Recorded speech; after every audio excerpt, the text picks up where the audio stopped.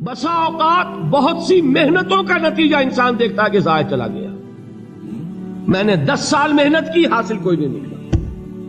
یہ ثمرات کیا ہیں؟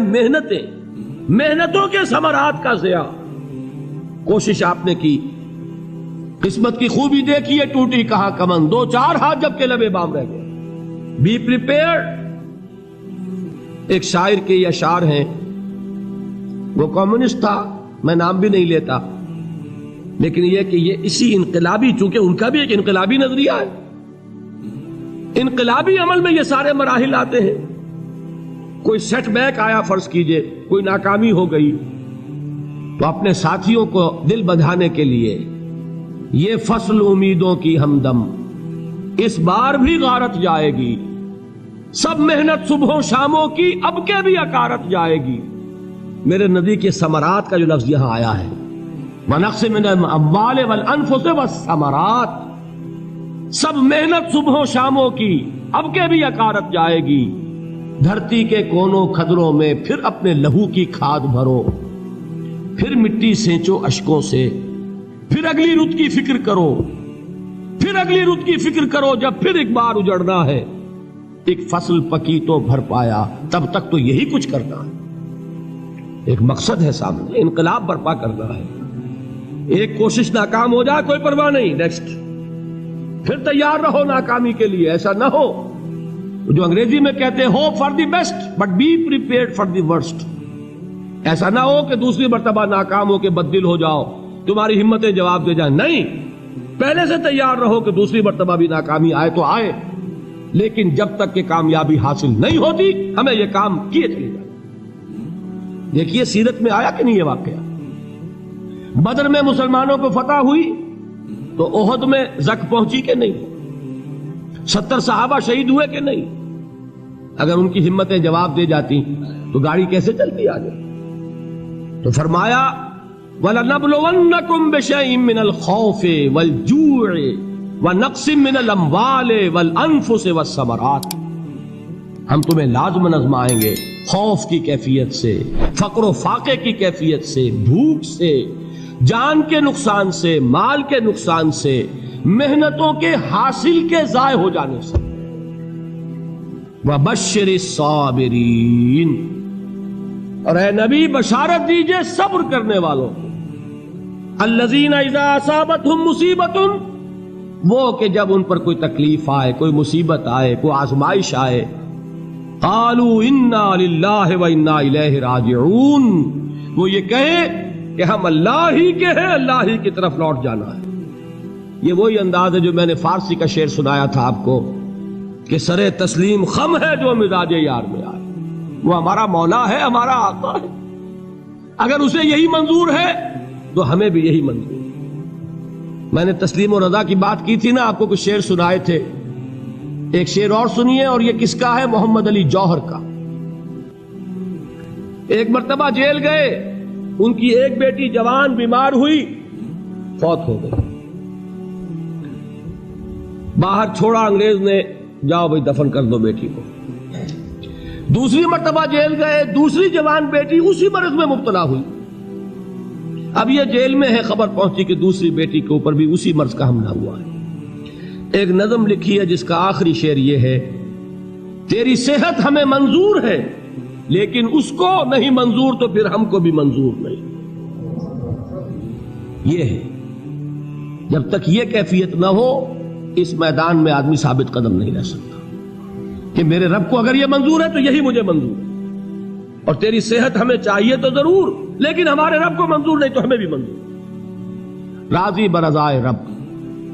وَبَشِّرِ الصَّابِرِينَ الَّذِينَ إِذَا أَصَابَتْهُمْ مُصِيبَةٌ قَالُوا إِنَّا لِلَّهِ وَإِنَّا إِلَيْهِ رَاجِعُونَ. نہ شود نصیب دشمن کے شود ہلاک تیغت، سر دوستہ سلامت کے تو خنجر آزمائے.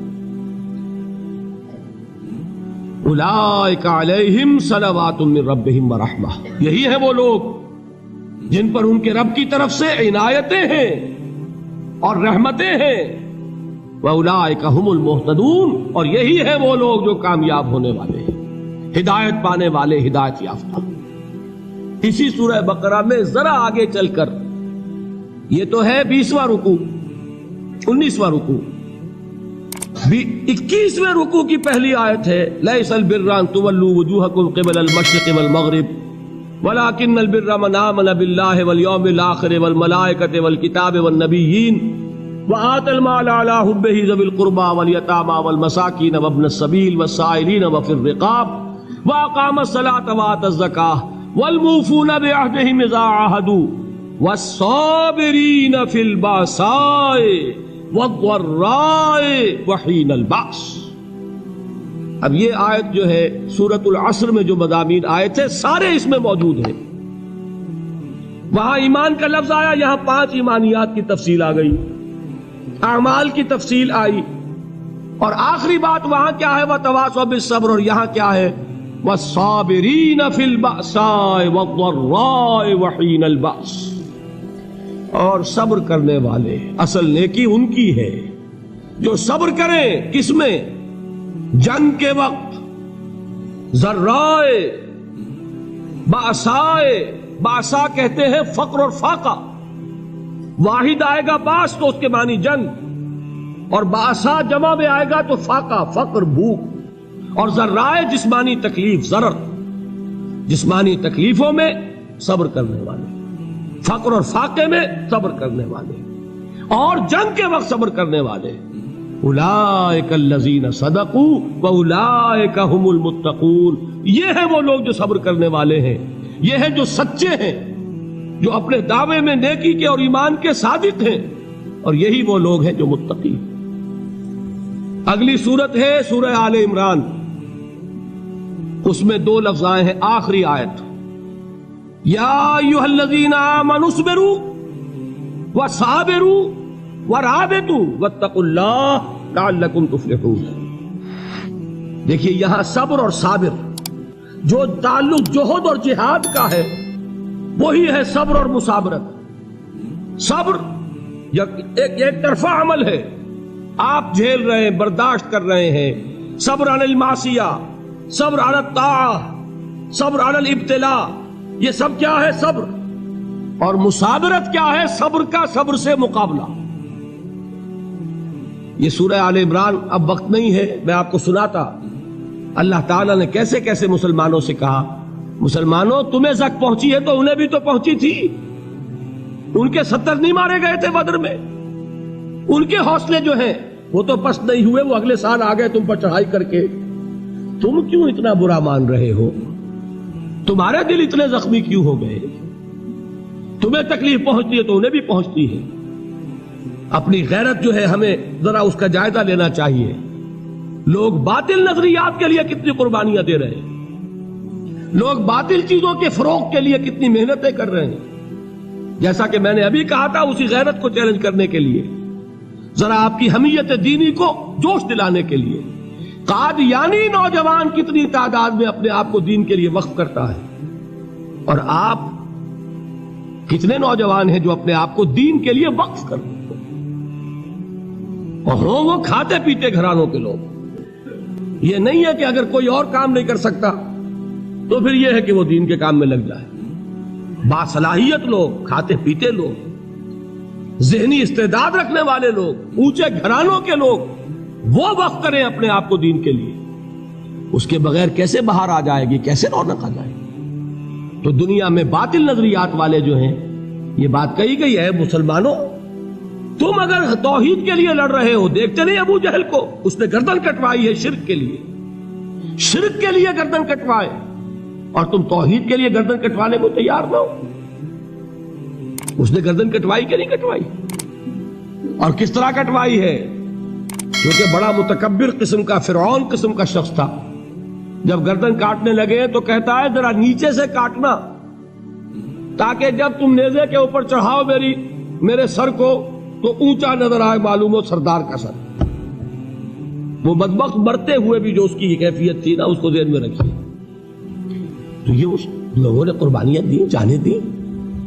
तो फरमाया अगर तुम उनसे ज्यादा कुर्बानी नहीं दोगे, जो नोट कर लीजिए इसको, मुजर्रद अगर हक को गालिब करना अल्लाह के जिम्मे हो तो आने वाहिद में गालिब कर देगा, तुम्हें तकलीफ ही देने की जरूरत नहीं। समझ रहे? क्या अल्लाह के मुकाबले में कोई बातिल की ताकत ठहर सकती है? یہ تمہارے ایمان کا امتحان ہے، یہ تمہارے خلوص کی آزمائش ہے، یہ تمہارے امتحان کا ثبوت درکار ہے کہ اللہ تعالیٰ دیکھنا چاہتا ہے تم اس کے لیے اپنی جانیں قربان کرنے کو تیار ہو کہ نہیں، تم اس کے لیے تن من دھن لگانے کو تیار ہو کہ نہیں۔ اور یہ جان لو کہ اگر کفار اور مشرکین اور ملحدین اور باطل نظریات والے وہ جو کچھ قربانیاں اپنے باطل نظریات کے لیے دے رہے ہیں ان سے زیادہ اگر تم نہیں دو گے تو حق غالب نہیں ہوگا۔ انہوں نے جو صبر کیا ہے اپنے باطل نظریات پر، اگر تم اس سے زیادہ صبر کا ثبوت نہیں دو گے اپنے اس حق پر تو حق غالب نہیں ہوگا۔ اس لیے فرمایا یا ایھا الذین آمنوا اصبروا وصابروا، نہ صرف یہ کہ صبر کرو بلکہ صبر میں اپنے دشمنوں سے آگے نکلو، ان کے صبر سے بڑھ کر صبر کرو۔ ورابطوا، مرابطہ کہتے ہیں چوکس رہنا، ہوشیار، پہرا دو، ایسا نہ ہو کہ دشمن جو ہے غفلت میں تمہارے اوپر کوئی حملہ جو ہے کر بیٹھے۔ واتقوا اللہ، اور اللہ کا تقوی اختیار کرو، لعلکم تفلحون، تاکہ تم فلاح پاؤ۔